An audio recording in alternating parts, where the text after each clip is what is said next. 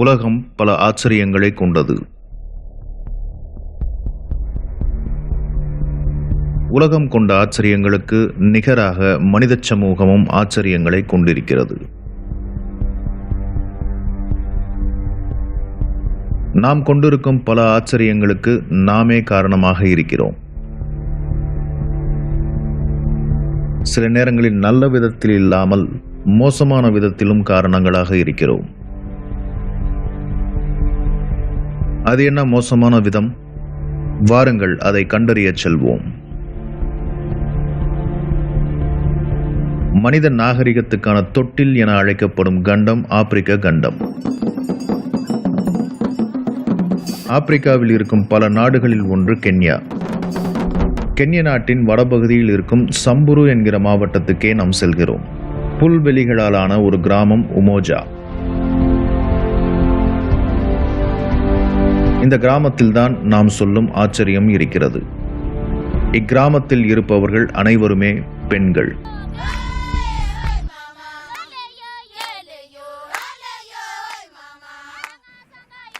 இவர்கள் அனைவரும் நம் பார்வைக்கு ஏதோ பழங்குடி இனத்தை சேர்ந்தவர்களாக தெரியலாம். ஆப்பிரிக்காவில் இருக்கும் பெரும்பாலான மக்களின் வாழ்க்கை முறைகள் அவர்களின் பழங்குடி வாழ்க்கைகளுக்கு மிக நெருக்கமாகவே இருக்கும்.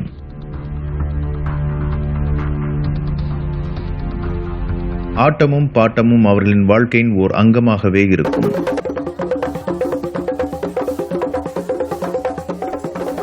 இந்த கிராமத்தில் இருக்கும் பெண்களும் தங்களின் பாரம்பரிய வாழ்க்கைகளை தொடர்கின்றனர்.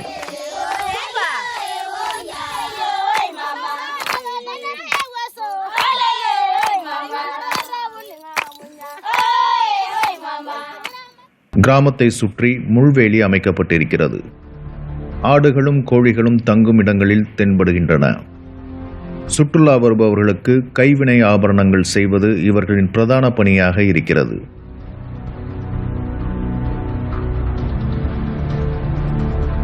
ஓலை வீடுகளில் வசிக்கின்றனர். வீடுகள் மாட்டுச்சாணம், மூங்கில் மற்றும் சுள்ளிகள் முதலியவற்றை கொண்டு கட்டப்பட்டிருந்தன. அவ்வப்போது பறவைகள் எழுப்பும் ஒலிகள் கேட்டன. ஒரு வழமையான கிராமத்துக்கான சூழல்தான் அங்கு இருந்தது. ஒரே ஒரு ஆச்சரியம், அங்கு ஆண்களே இல்லை. ஆண்களே இல்லாமல் பெண்கள் மட்டும் வாழும் ஒரு கிராமம். நம்ப முடிகிறதா? சிரமம் எனினும் நம்புங்கள். பல நிறங்களிலான பாவாடைகளை அவர்கள் அணிந்திருந்தனர். வெளிர் நிற சட்டைகளும் அதற்கு மேல் கேங்கா என்கிற துணியை தோளுடன் சேர்த்தும் கட்டியிருந்தனர். அவைதாம் சம்புரு பாரம்பரிய உடைகள். கழுத்தை சுற்றி வளையம் வளையமாக பல பாசிமணிகள் அடுக்குகளாக அலங்கரித்திருந்தன. சூழலில் இருந்த வெயிலையும் வறட்சியையும் புறக்கணிக்கும் வகையில் வண்ணங்களை உடைகளில் சூடியிருந்தனர். அவர்களின் வாழ்க்கைகளுமே அப்படித்தான் இருந்தது.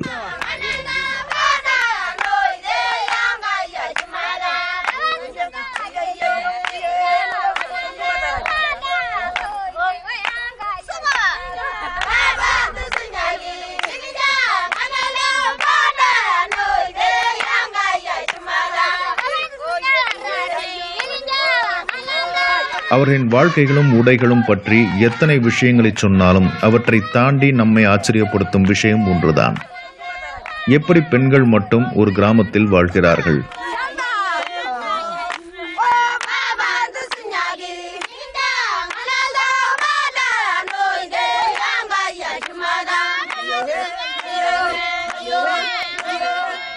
முதலாக உமோஜு கிராமம் 1990ஆம் ஆண்டில் 15 பெண்களால் உருவாக்கப்பட்டது.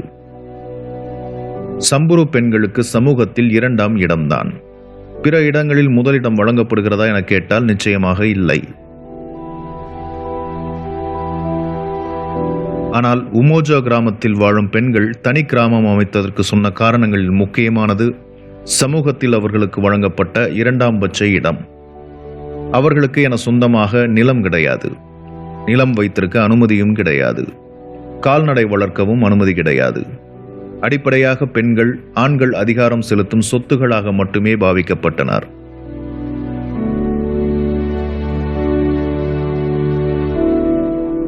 அச்சமூகங்களில் பெண்களுக்கு பல பிரச்சனைகள் இருந்தன. ஆண் தன்னுடைய ஆதிக்கத்தை உறுதிப்படுத்த பெண்ணை பலவிதமாக ஒடுக்கினான்.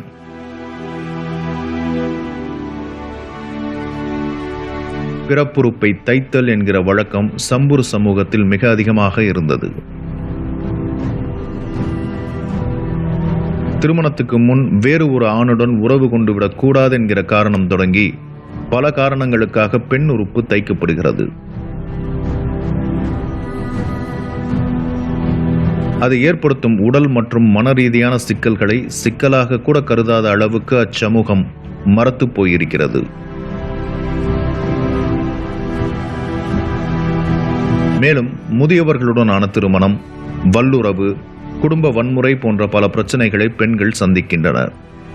எல்லாவற்றையும் தாண்டி ஒரு முக்கியமான விஷயம் நேர்ந்தது. இராணுவம் கிட்டத்தட்ட 1400 சம்புரா பெண்களை வல்லுறவு செய்திருந்தது. ஊருக்குள் ஆணாதிக்கம் இருந்தால் அரசிடம் முறையிடலாம். அரசிடமே ஆணாதிக்கம் இருந்தால் என்ன செய்ய முடியும்? பல நாடுகளின் நிலைமை இப்படித்தான் இருக்கிறது.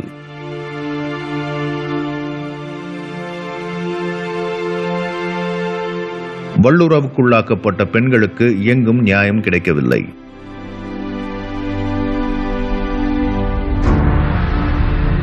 பெரும்பாலான பெண்களை கணவர்கள் கைவிட்டனர். இன்னும் பலர் வீடுகளை விட்டு விரட்டியடிக்கப்பட்டனர். அத்தகைய பெண்களில் 15 பேர் ஒன்றிணைந்ததில்தான் உமோஜா என்கிற கிராமம் உருவானது. உமோஜாவை உருவாக்கிய பெண்ணின் பெயர் ரெபேக்கா லோலசாலி. சில ஆண்களால் கடுமையாக தாக்கப்பட்டு மருத்துவமனையில் அனுமதிக்கப்பட்டிருந்தார். அப்போதுதான் பெண்கள் மட்டும் வாழும் ஒரு கிராமத்தை உருவாக்க வேண்டும் என்கிற யோசனை அவருக்கு வந்திருக்கிறது.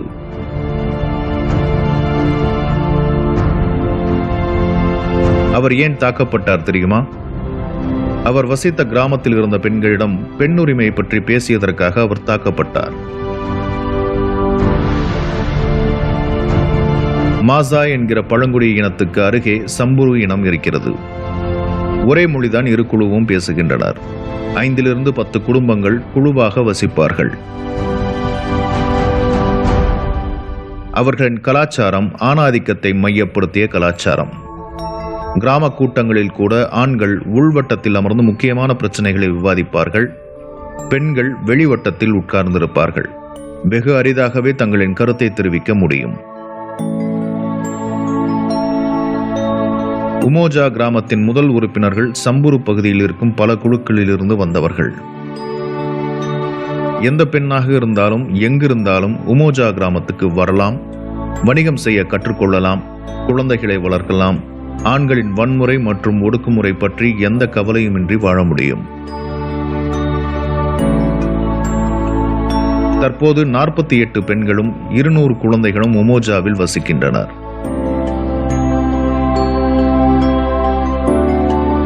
சிக்கனமான வாழ்க்கை என்றாலும் தேவையான அளவுக்கான வருமானத்தை கிராமத்தில் இருக்கும் பெண்கள் ஈட்டுகின்றனர். கிராமத்து தலைவர்கள் ஊருக்கு வெளியே ஆற்றங்கரையில் ஒரு அங்காடி அமைத்திருக்கிறார்கள். அந்த பக்கமாக வரும் சுற்றுலாவாசிகள் அங்கு பொருட்கள் வாங்குகிறார்கள். ஒரு கட்டணத்தின் பேரில் சுற்றுலாவாசிகளை கிராமத்தை சுற்றி பார்க்கவும் அனுமதிக்கிறார்கள்.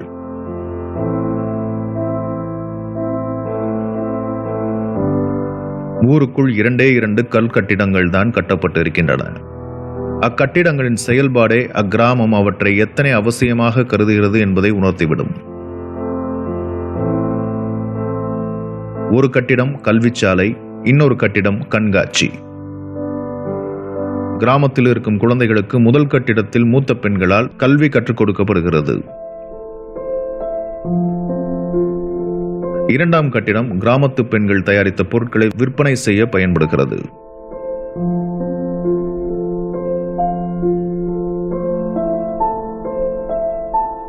உலகின் எந்த ஒரு முன்னேறிய நாகரிகமும் கொள்ளக்கூடிய முக்கியமான 2 விஷயங்கள் கல்வியும் வணிகமும். உமோஜா என்கிற பெண் நாகரிகத்திலும் இவை இரண்டே முக்கியமான இடங்களை வகிக்கிறது.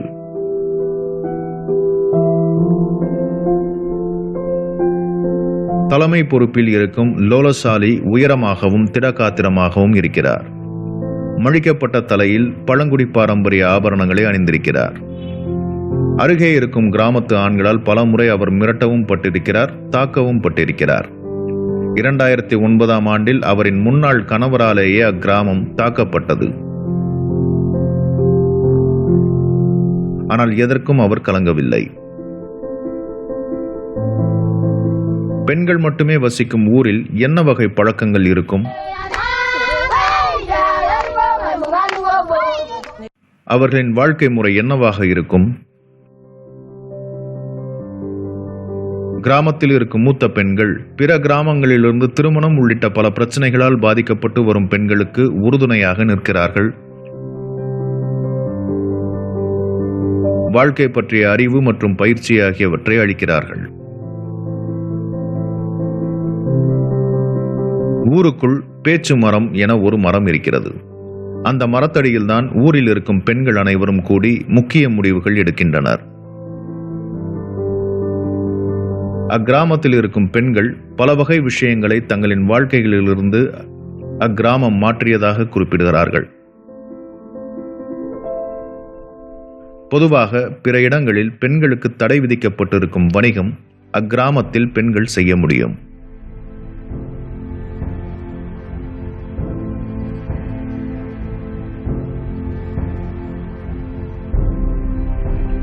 முக்கியமாக எல்லா பெண்களும் வணிகம் செய்யலாம்.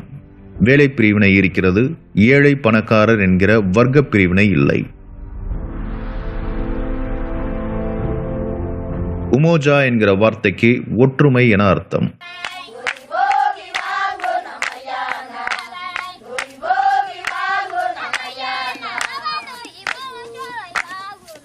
லோலசாலி பெண்களை பாதுகாத்துக் கொள்ளும் ஒரு கிராமத்தை உருவாக்குவது என முடிவெடுத்த பிறகு அது ஆண்களிடமிருந்து தொலைவில் இருக்க வேண்டும் என முடிவு செய்தார்.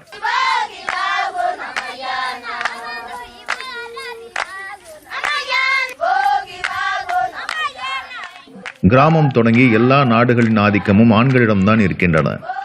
அவர்களிடமிருந்து வேறு எங்கு செல்ல முடியும்?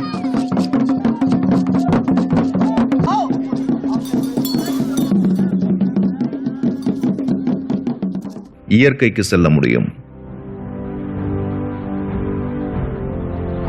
தேசிய வனப்பகுதிக்கு அருகே கிராமத்தை அமைக்க முடிவெடுத்தார்கள்.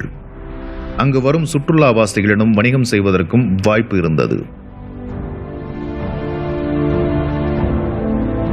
ஊரில் இருக்கும் மூத்த பெண்கள் முக்கியமான விஷயத்தை சொல்கிறார்கள்.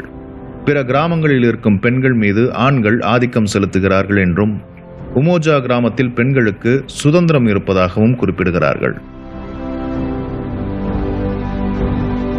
முதலில் அவர்கள் செய்ய அனுமதிக்கப்படாத விஷயங்களை தற்போது செய்ய எந்த தடையும் அவர்களுக்கு கிடையாது. உதாரணமாக ஆட்டை வெட்டுவது. சம்புரு இன பாரம்பரியத்தில் ஆண்கள் மட்டுமே கறி சாப்பிட முடியும். பெண்களுக்கு அனுமதி கிடையாது. முதன்முறையாக உமோஜா பெண்கள் ஆடு வாங்கி வந்தபோது சில ஆண்களும் பின்தொடர்ந்து வந்திருக்கின்றனர்.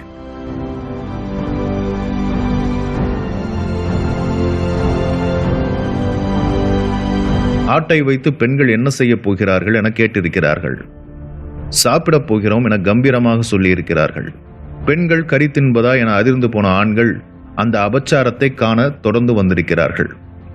பெண்கள் ஆடை வெட்டி உரித்து கிராமத்துக்கு நடுவே வைத்து தீயில் வாட்டி சமைத்து உண்டிருக்கிறார்கள்.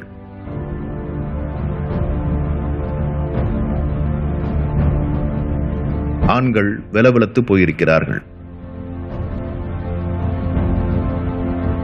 சம்புரு பெண்களுக்கு பெருமைக்குரிய கல்வி இல்லை. மேற்கில் குறிக்கப்படும் நாகரிகம் அவர்களிடம் இல்லை. வெகு சாதாரணமான உழைக்கும் வர்க்க பெண்கள். அவர்கள் நேரடியாக ஒரு முடிவு எடுத்து ஆண்களுக்கு மாற்றாக ஒரு கிராமத்தை கட்டி எழுப்ப முடிந்தது.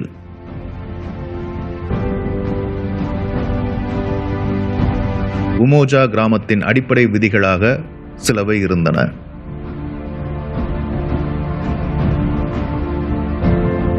குழந்தைகளுக்கு கல்வி தவறாமல் கொடுத்துவிட வேண்டும்.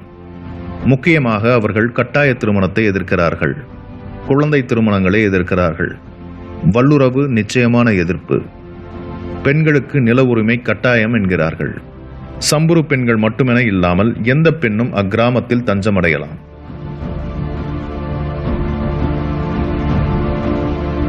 சிலர் தங்குகின்றனர், சிலர் திருமணம் செய்ய வெளியேறிவிடுகின்றனர். ஒரு பெண் 1998 ஆண்டில் திருமணமான ஒரு நாளில் ஓடி வந்திருக்கிறார். மாடுகளுக்காக தந்தையால் ஓர் ஆணுக்கு தாரை வார்க்கப்பட்டிருக்கிறார். அவரை திருமணம் செய்த ஆணின் வயது 57. இன்னொரு பெண் திருமணத்துக்கு விட்டுவிடக் கூடாது என்பதற்காக இங்கு வந்து சேர்ந்திருக்கிறார். ஒவ்வொரு நாளும் காலை கண்விழிக்கும் போது உதவியும் ஆதரவும் தன்னை சூழ்ந்திருப்பதை எண்ணி சந்தோஷம் கொள்வதாக சொல்கிறார்.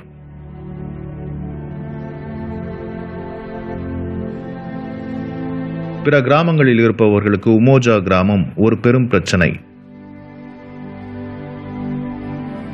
அண்டை கிராமங்களில் இருக்கும் ஆண்கள் பெண்கள் கிராமத்தை பற்றி அவதூறு பேசுகின்றனர்.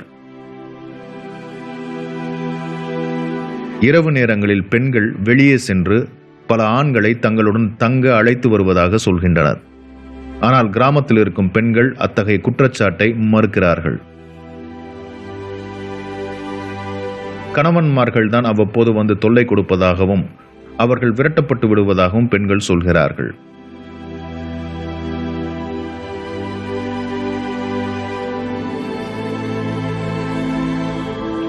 உமோஜா கிராமம் உருவானது அண்டை கிராமத்து ஆண்களுக்கு பிடிக்கவில்லை.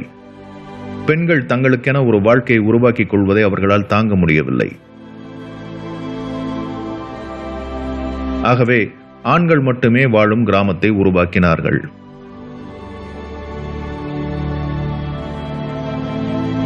அதிக நாட்களுக்கு நீடிக்கவில்லை. உமோஜா பெண்களின் கைவினைப் பொருட்களுக்கு போட்டியாக ஆண்கள் ஒரு சந்தைக்கடையை அருகே உள்ள நிலத்தில் போட்டு பார்த்தார்கள். ஆனால் உமோஜா பெண்கள் அந்த நிலத்தையே விலைக்கு வாங்கிவிட்டார்கள்.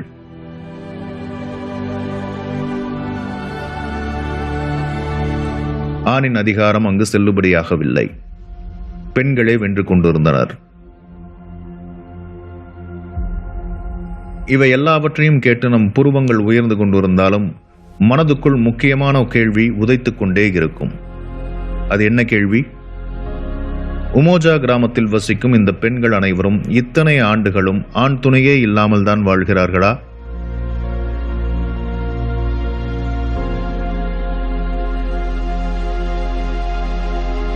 கிடையாது. ஆண் துணை எடுத்துக்கொள்கிறார்கள். அக்கிராமத்து பெண்களுக்கு ஆண் நண்பர்கள் இருக்கிறார்கள். பக்கத்து கிராம ஆண்கள் சொல்வது போல் திருட்டுத்தனமாக இரவில் சென்றெல்லாம் ஆண்களை பிடித்து வருவதில்லை. உமோஜா கிராமத்தில் இருக்கும் பெண்களை சந்திக்க பகல் நேரங்களிலேயே ஆண் நண்பர்கள் வருவது இயல்பு. எந்த ரகசியமும் கிடையாது.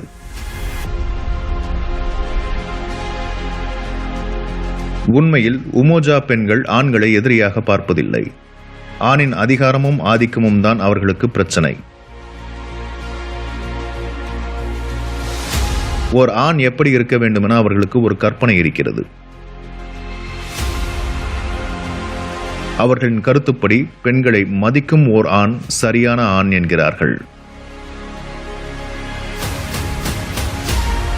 உதாரணமாக லோலா சாலியின் மகன் டாம் வளர்ந்திருக்கிறான். 18 வயது பூர்த்தியான பிறகு ஆண்கள் கிராமத்தில் இருக்கக்கூடாது. அந்த வகையில் டாமும் கிராமத்தில் இல்லை. கணிப்பொறி பொறியாளராக இருக்கிறான். வார இறுதி நாட்களில் கிராமத்துக்கு வருகிறான். உமோஜாவுக்கென அவன் ஒரு வலைதளத்தை உருவாக்கியிருக்கிறான். அதில் கிராமத்தை பற்றியும் தாயை பற்றியும் எழுதியிருக்கிறான். உலகின் கவனம் அக்கிராமத்துக்கு கிடைத்துக் கொண்டிருக்கிறது. தாயை அவன் புரட்சிகரமானவர் என குறிப்பிடுகிறான். பெண்கள் தனியாக வாழ முடியுமா? பெண்களின் உலகம் என்னவாக இருக்கும்?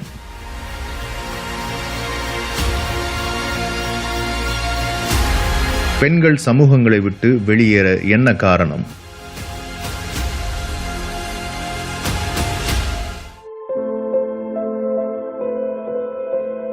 உலகின் மக்கள் தொகையில் 49.6% பெண்கள்.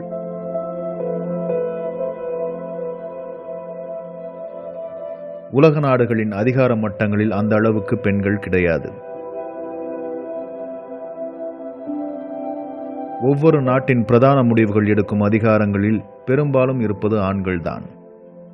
இவர்களிடமிருந்து புறப்படும் சட்டங்களும் அரசுகளும் பல வகைகளில் பெண்களை ஒடுக்கி சுரண்டி இரண்டாம் பட்ச குடிமக்களாகவே இருத்தி வைக்கும் வாய்ப்பை உருவாக்குவதை பார்த்து கொண்டிருக்கிறோம்.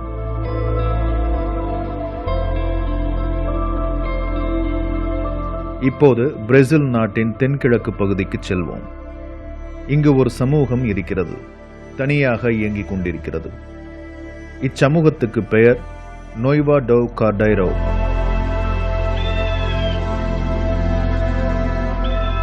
இச்சமூகத்தில் ஒரு முக்கியமான சிறப்பு இருக்கிறது.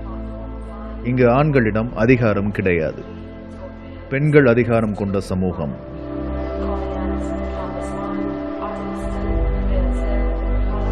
பெண்களிடம் அதிகாரமா?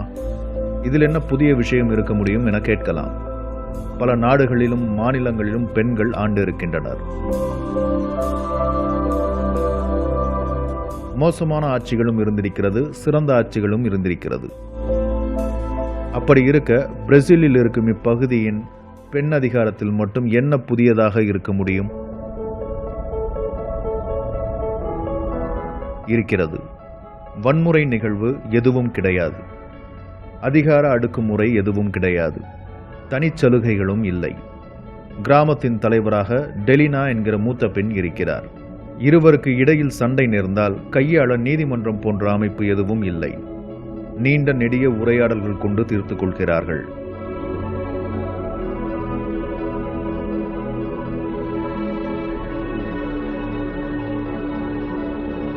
வருமானத்திலும் பேதம் கிடையாது. எல்லாருக்கும் சமமான ஊதியம். கிடைக்கிற முதலீடுகளில் எல்லாரும் எல்லாருக்கும் உதவி கொள்கின்றனர். தற்பாலின சேர்க்கைக்கு அனுமதி உண்டு. குழந்தைகளை எல்லாரும் பார்த்துக் கொள்கிறார்கள். முதியவர்களும் நோயாளிகளும் கவனித்துக் கொள்ளப்படுகின்றனர். ஊருக்கு நடுவே இருக்கும் சமூக கூடத்தில் எல்லாருக்கும் உணவு பலமுறை சமைக்கப்படுகிறது.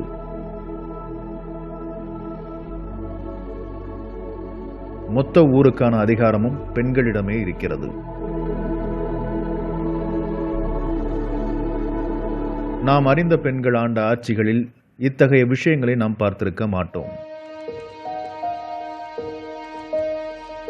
ஆணின் ஆட்சியில் இருக்கும் அதே வகை சட்டம், நீதிமன்றம், ஒடுக்குமுறை, மதம், அதிகார அடுக்குமுறைகள் எல்லாமும் இருக்கும்.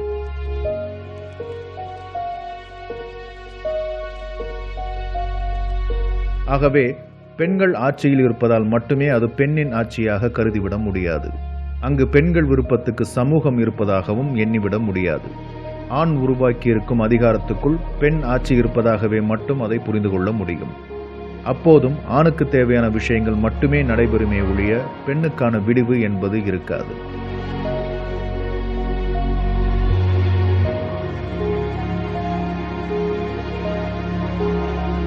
நோய்வா டோ கார்டைரோவில் 600 பெண்கள் இருக்கின்றனர். மகன்கள் 18 வயதான பிறகு கிராமத்திலிருந்து அனுப்பப்பட்டு விடுவார்கள். அங்கு வாழும் பெண்களுக்கு கணவராக விரும்புபவர்கள் அங்கிருக்கும் பெண் அதிகாரத்துக்கு உட்பட்டால் மட்டுமே அனுமதிக்கப்படுவார்கள். இப்படி ஒரு கிராமம் உருவாவதற்கு அடிப்படை காரணமாக ஒரு சம்பவம் இருந்தது. 1890களில் ஓர் இளம் பெண்ணுக்கு திருமணம் நிச்சயம் செய்யப்பட்டது. அவருக்கு திருமணத்தில் உடன்பாடு இல்லை. ஆனால் அவர் பேச்சை எவரும் பொருட்படுத்தவில்லை. மனம் ஒப்பாத அந்த இளம்பெண் மனம் முடித்தவனை விட்டு விலகினார். பிரச்சனை கத்தோலிக்க தேவாலயத்துக்கு சென்றது. அங்கு இருப்பவர்கள் அனைவரும் பேசி ஒரு தீர்ப்பு வழங்கினர். இளம்பெண்ணுக்கு கள்ள உறவு இருப்பதாக சொல்லி பெண்ணையும் அவரின் குடும்பத்தையும் ஊரை விட்டு ஒதுக்கி வைத்தனர். ஆனால் அது அப்பெண்ணுக்கு முடிவாக இருந்து விடவில்லை. புதியதொரு தொடக்கத்துக்கு வழிகோலியது.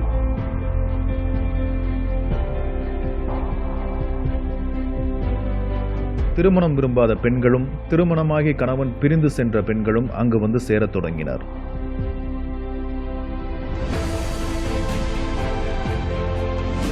புதிய ஒரு சமூகம் உருவாகத் தொடங்கியது. ஆண்கள் பலர் அம்முயற்சியை குலைக்க முயன்றும் எதுவும் நடக்கவில்லை.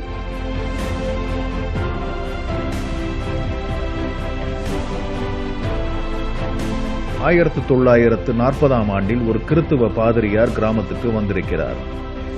அங்கு இருந்த ஓர் இளம்பெண்ணை திருமணம் செய்திருக்கிறார். சமூகத்தின் பெண்களும் அவரை அங்கேயே இருக்க அனுமதித்திருக்கின்றனர். கொஞ்ச காலத்திலேயே அவர் ஒரு தேவாலயத்தை அங்கு உருவாக்கியிருக்கிறார். மத ரீதியான சட்டங்களை திணிக்க தொடங்கினார். மதம் என்கிற அதிகார அமைப்பு பரவலாக தொடங்கியது. இசை கேட்கக்கூடாது, முடிவெட்டி கொள்ளக்கூடாது, கருத்தடை சாதனம் பயன்படுத்தக்கூடாது என பல கட்டுப்பாடுகள். ஒரே ஒரு ஆணை கிராமத்தில் தங்கவிட்டனர். அதிகாரத்துக்குள் சிக்கி சுதந்திரத்தை இழந்தனர் பெண்கள்.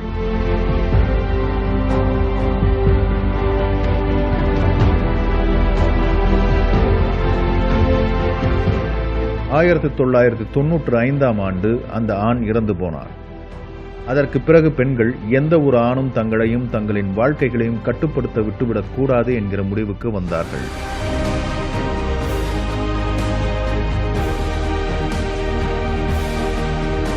பிறகு அங்கு மதபீடம் எதுவும் இல்லை, ஆணின் அதிகாரமும் இல்லை.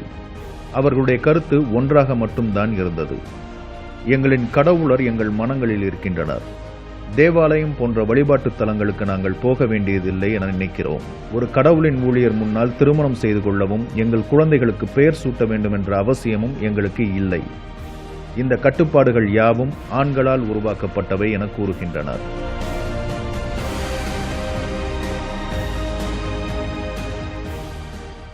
அடுத்து சிறிய நாட்டுக்கு செல்வோம். ஆம், உலக வல்லரசுகளின் ஆட்டத்துக்கு சிதைந்து கொண்டிருக்கும் அதே நாடுதான். சிரியாவின் வடக்கு பகுதியில் இருக்கும் கிராமம் ஜின்வார். கிராமத்தின் முகப்பில் ஒரு இரும்பு கேட் கதவு இருக்கிறது. அதன் அருகே ஒரு பெண் கையில் துப்பாக்கி வைத்து காவல் காத்து கொண்டிருக்கிறார். ஒரு விளைநிலத்தை சுற்றி 30 வீடுகள் இருக்கின்றன.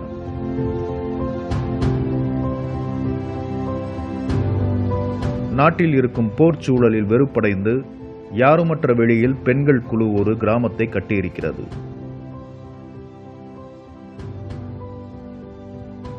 உணவு எல்லாமும் விளைவிக்கப்படுகிறது. சூழலுக்கு பாதகம் ஏற்படாத வாழ்க்கை முறை, தன்னிறைவான வாழ்க்கை என வாழ்ந்து கொண்டிருக்கும் பெண்கள் சொல்லும் விஷயம் என்ன தெரியுமா? ஆண்களுக்கான தேவை இங்கு இல்லை. எங்கள் வாழ்க்கைகள் நன்றாக இருக்கின்றன. சொந்த கால்களில் நிற்க விரும்பும் பெண்களுக்கான இடம் இது என சொல்கிறார்கள்.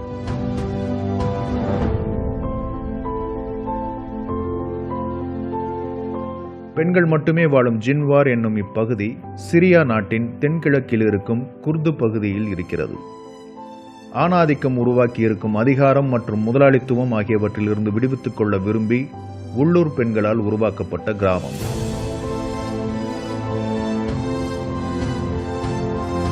ஜின்வார் இடம்பெற்றிருக்கும் இப்பகுதி சில ஆண்டுகளுக்கு முன் வரை வேறு வகையான சூழலுக்கு ஆட்பட்டு இருந்தது.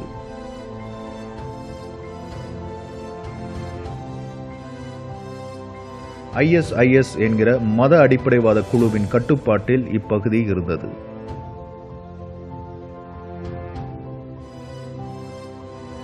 ISIS என்பது இஸ்லாமியர்களை அழிக்கவென அமெரிக்க அரசால் உருவாக்கப்பட்ட மத அடிப்படைவாத குழு.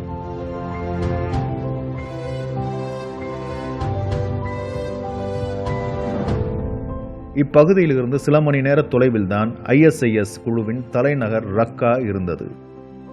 அப்பாவி மக்கள் ஆயிரக்கணக்கில் அக்குழுவால் கொல்லப்பட்டனர்.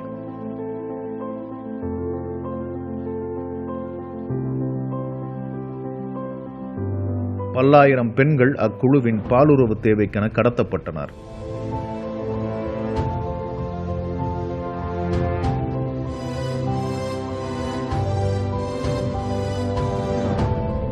அமெரிக்கா உருவாக்கிய அடிப்படைவாத குழுவின் அழிச்சாட்டியத்தால் வெகுண்டெழுந்த குர்து பெண்கள் ஆயுதமேந்தினர்.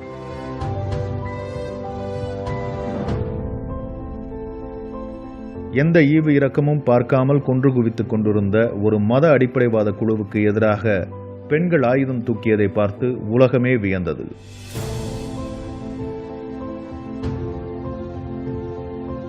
மத அடிப்படைவாதத்துக்கு எதிராக ஆயுதம் தூக்கிய பெண்கள் அங்கிருந்தே தங்களின் விடுதலையையும் செதுக்க தொடங்கினர்.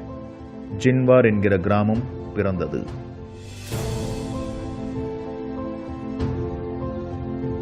ஜின்வாரில் இருக்கும் சுவர்களில் பெரும்பாலும் எழுதப்பட்டு இருக்கும் வாசகமும் அங்கு வசிக்கும் எல்லா பெண்களின் உணர்வும் ஒன்றாக இருந்தது. பெண்கள் இன்றி விடுதலை கிடையாது. பெண்கள் கல்வி கற்று அவர்களே அதிகாரம் உருவாக்கிக் கொள்ளும் வரை விடுதலை கிடையாது என்பதே அது.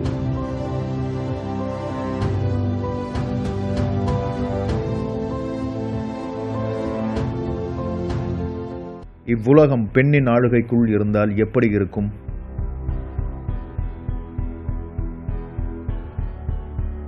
நாம் எவருமே யோசிக்க தயங்கும் கேள்வி இது.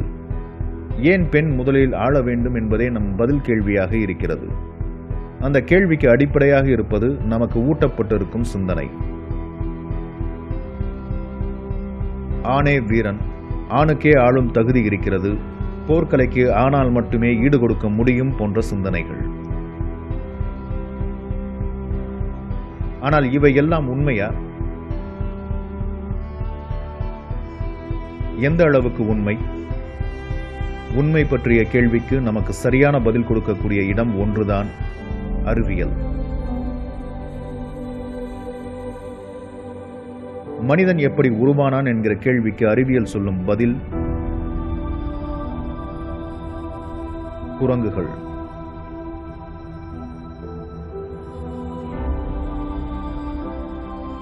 மனிதன் குரங்கிலிருந்து தோன்றினான். இவ்வுலகில் இருக்கும் உயிரின வகைகளில் மனித உயிரினத்துக்கென ஒரு வகை இருக்கிறது, பாலூட்டி மிருகம்.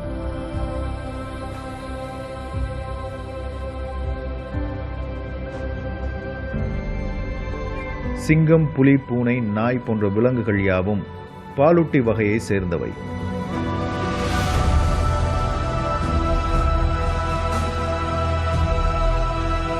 குரங்கினமும் பாலூட்டி வகையை சேர்ந்ததுதான். குழந்தை பெற்று பாலூட்டி வளர்த்து ஆளாக்கும் மனித இனமும் பாலூட்டி மிருக வகையில்தான் வருகிறது. பல வகை குரங்கினங்கள் உலகில் இருக்கின்றன.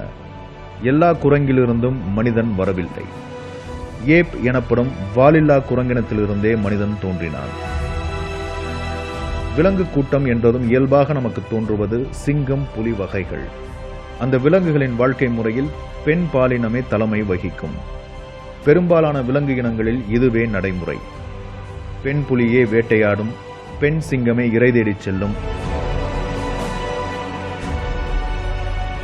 இந்த வகையில் மனித இனத்திலும் ஆதிகாலத்தில் பெண்ணின் தலைமையே இருந்ததாக ஒரு கருத்து அறிவியலில் உண்டு. ஆனாலும் இக்கருத்தில் சில வித்தியாசங்கள் பிற்காலத்தில் கண்டுபிடிக்கப்பட்டன.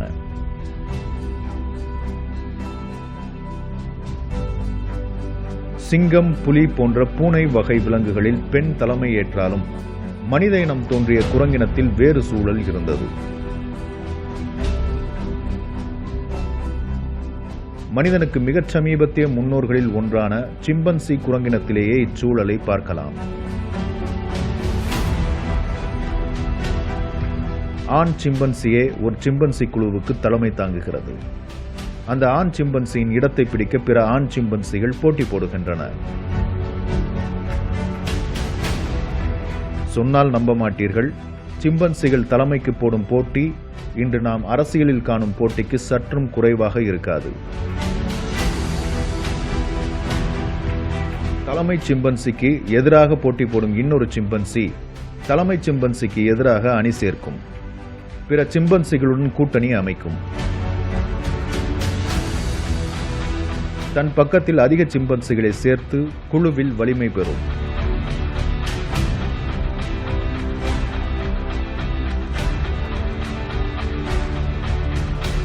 நேரம் வாய்க்கும்போது தலைமை சிம்பன்சியை அடித்து வீழ்த்தி தன்னை தலைமையாக்கிக் கொள்ளும்.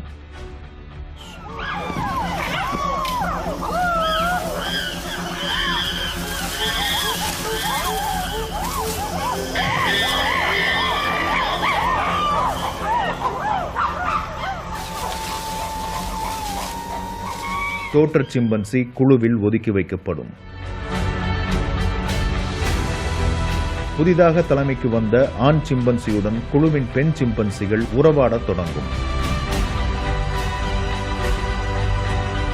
அந்த ஆண் சிம்பன்சியின் கரிசனத்திலேயே பெண் சிம்பன்சிகள் இருக்க வேண்டும். போரும் பெண்ணடிமைத்தனமும் நிறைந்தது சிம்பன்சியின் சமூகம்.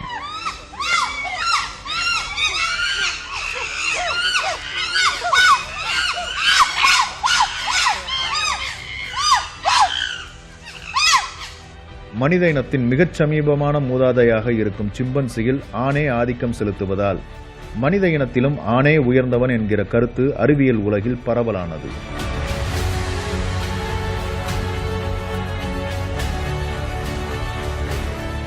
ஆனால் இயற்கை ஓரவஞ்சகம் செய்வதில்லை.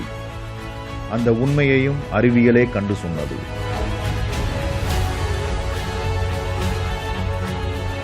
இப்போது நீங்கள் பார்த்து கொண்டிருக்கும் இந்த வாலில்லா குரங்கினத்தின் பெயர் போனபோஸ். இதுவும் மனிதனின் சமீபத்திய மூதாதைதான்.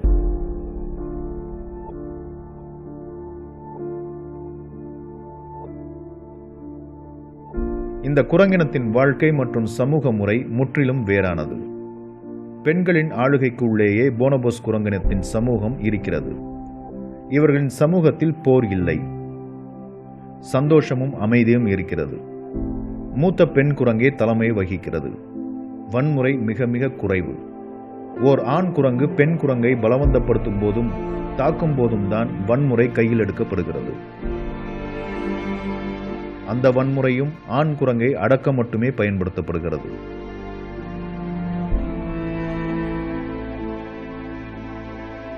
போனபோஸ் சமூகத்தில் இருக்கும் குரங்கு ஒன்று வேட்டையாடி இரையை கொண்டு வந்தால் அது மட்டும் இரையை உண்டுவிட முடியாது. மூத்த பெண் குரங்கு வந்து இரை மீது கை வைக்கும். வேட்டையாடிய குரங்கு ஒதுங்குவதற்கான சமிக்ஞை அது. குழுவில் இருக்கும் பிற குரங்குகள் யாவும் இரையை சூழ்ந்து மூத்த பெண் குரங்கை நோக்கி கைகள் நீட்டும். தமக்கான பங்கை கேட்கும் அடையாளம் அது.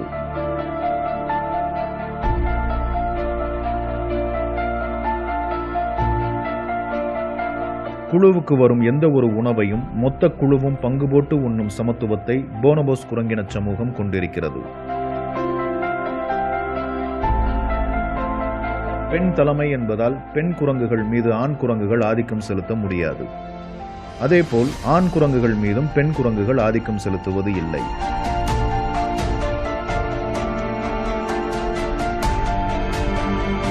எல்லாரையும் சமமாக பராமரிக்கும் உணர்வும் போர் விரும்பாமல் அமைதியாக வாழ்க்கை நடத்தும் சூழலும் போனபோஸ் சமூகத்தில் அதிகம் இருக்கிறது.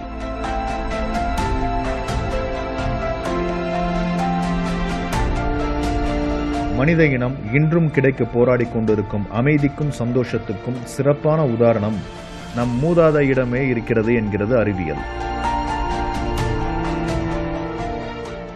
உலகம் முழுக்க ஆண்களின் ஆதிக்கத்தில் உருவாக்கப்பட்ட மதம், சட்டம், அரசு முதலிய சமூக கட்டமைப்புகள் போரையும் சுரண்டலையும் ஒடுக்குமுறையையும் வன்முறையையும் பிரதான விஷயங்களாக முன்வைக்கின்றன. அத்தகைய அமைப்புகளின் விளைவாக நாம் கண்ட சமூகங்கள் அழிவின் விளிம்புக்கு உலகச் சமூகங்களை கொண்டு வந்து இன்று விட்டிருக்கிறது.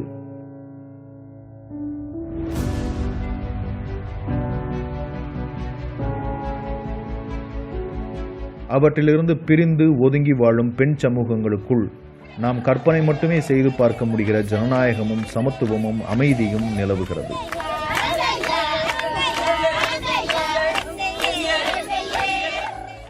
இன்றைய பிரச்சனைகள் அனைத்துக்கும் சமத்துவமே தீர்வு என ஆன பின் அதற்கான வழிகளையே நாம் தேட வேண்டும்.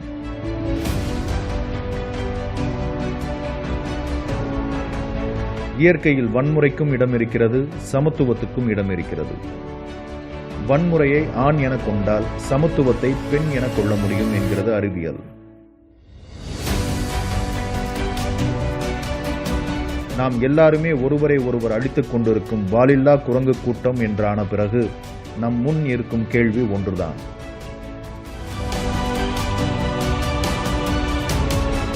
ஒடுக்குமுறையை விரும்பும் ஆணாதிக்க சிம்பன்சியாக இருந்து இல்லாமல் ஆகப் போகிறோமா, அல்லது சமத்துவம் போற்றும் போனபோஸ் பெண்ணாக மாறி மனிதம் தழைக்கச் செய்ய போகிறோமா?